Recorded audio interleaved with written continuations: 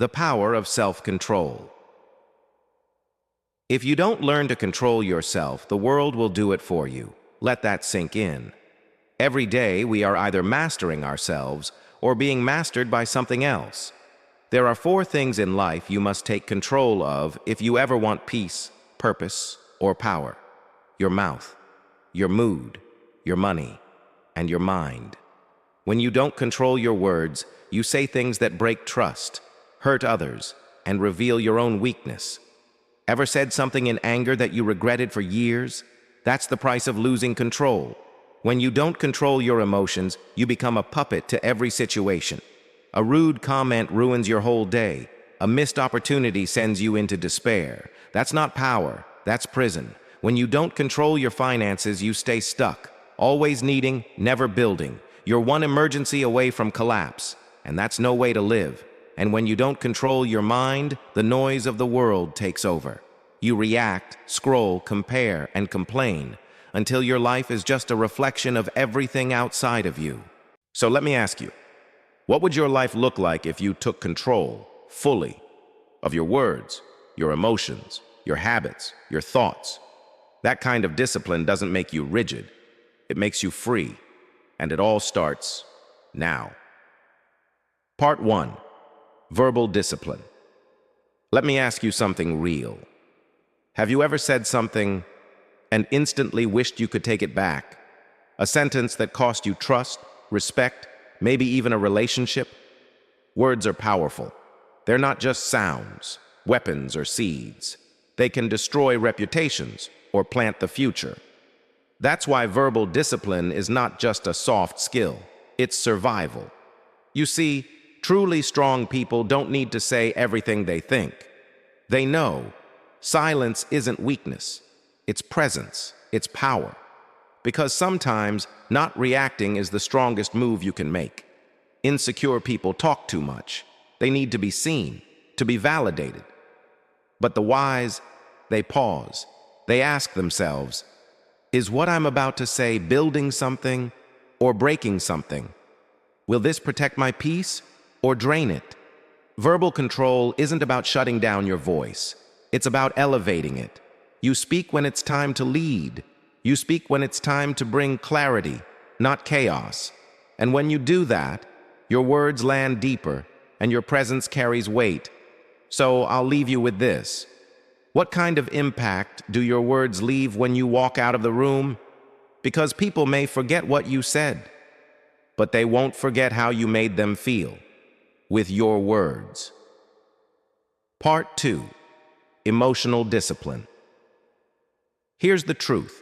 Your emotions are real, valid, but they should never be the driver of your life. You have emotions, yes, but you are not your emotions.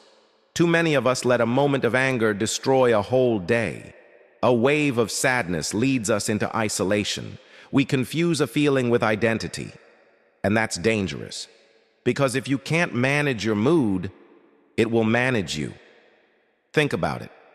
How many times have you said or done something you regret just because you let emotion take the wheel? Emotional discipline doesn't mean you suppress what you feel. It means you observe it, like watching a storm from inside a safe house. You notice it, but you don't let it flood your actions. Here's a powerful shift. When emotions rise, pause, take a breath, ask yourself, what's really going on here? Then choose your response, not out of impulse, but out of principle. Your emotions are messengers, not masters. They signal what's happening inside you, but they don't define your values or your identity. This isn't easy. It's a habit. It takes time, representatives, just like going to the gym. But when you learn to respond, not react, when you act from standard, not from mood, you become someone others can trust, follow, and depend on. So next time the fire rises inside you, ask, do I want to be powerful for a moment or powerful for a lifetime? That's the difference emotional discipline makes. Part 3. Financial discipline. Let's talk about something that silently controls the freedom of so many people: money. And not just how much you make, but how well you manage it. Here's a tough truth.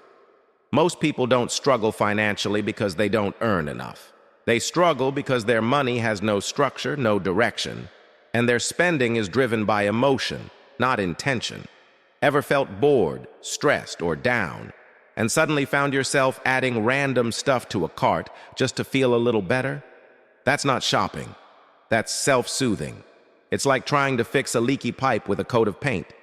It looks better for a second, but the real issue is still there. Without financial discipline, you're not living. You're surviving. Always reacting. Never in control. And here's the danger. You start sacrificing your future for the comfort of now. But what if we flip the script? Start tracking your expenses. Write them down. Every single one. It's not about guilt. It's about awareness. And before each purchase, ask, is this aligned with the life I want to build? Because money isn't just for things. It's a tool to buy back your time, to buy freedom, options, peace of mind. Financial freedom doesn't mean luxury. It means choice. The choice to walk away from toxic jobs, bad deals, or stressful chaos because you're not chained to survival. So the question isn't just how much do you earn, it's are you using your money to escape or to evolve?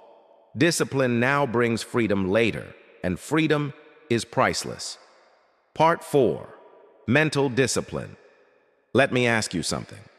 Who's really in control of your mind? Because for most people, it's not them. Their thoughts run the show. One moment they're anxious about the future, the next lost in regrets from the past, then suddenly comparing their life to someone else's highlight reel on social media, and they wonder why they feel exhausted, even when nothing's really happening. Here's the truth. An undisciplined mind creates a chaotic life, not because life is chaotic, but because the lens we look through is fogged up by noise. The signs are everywhere.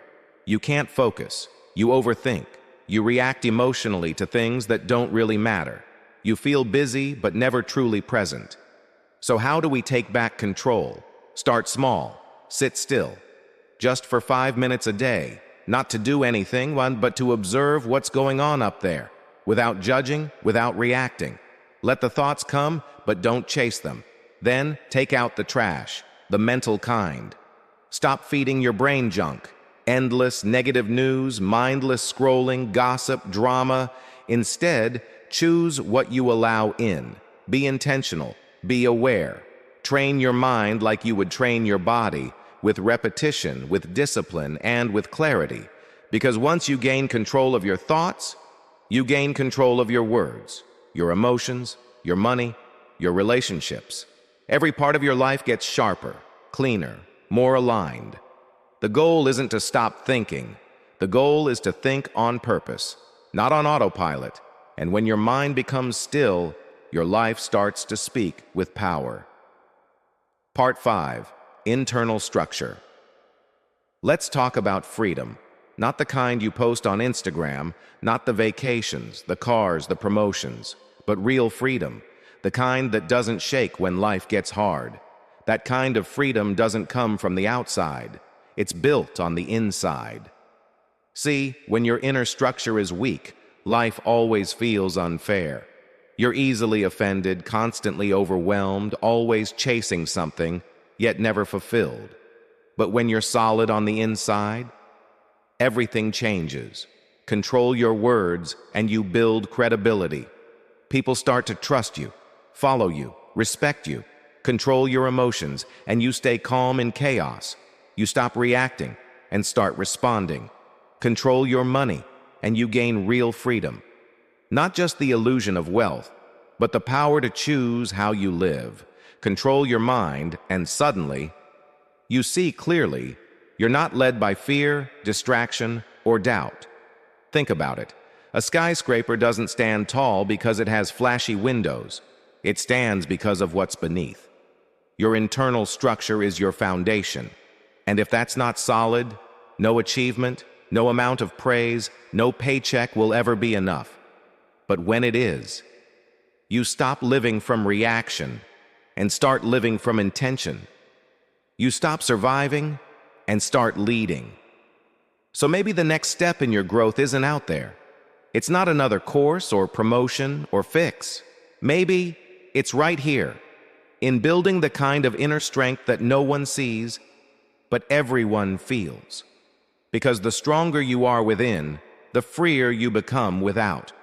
Self-control equals self-freedom. Let's be real for a second. You can't control the economy. You can't control other people. You can't even control the weather tomorrow. But you can control you. And that changes everything.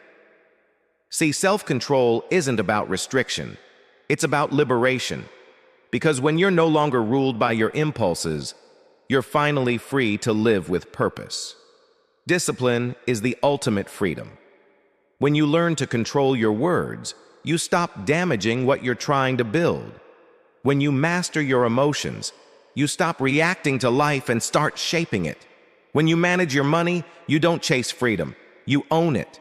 And when you discipline your mind, everything else falls into place. Look, no one becomes strong by accident. No one stumbles into peace, clarity, and power.